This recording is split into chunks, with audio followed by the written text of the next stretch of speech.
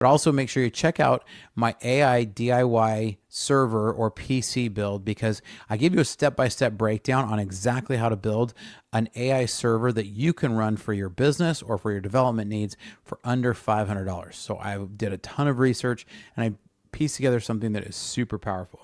So I'm going to show you some of that, and actually we'll be using that model as I talk about these here.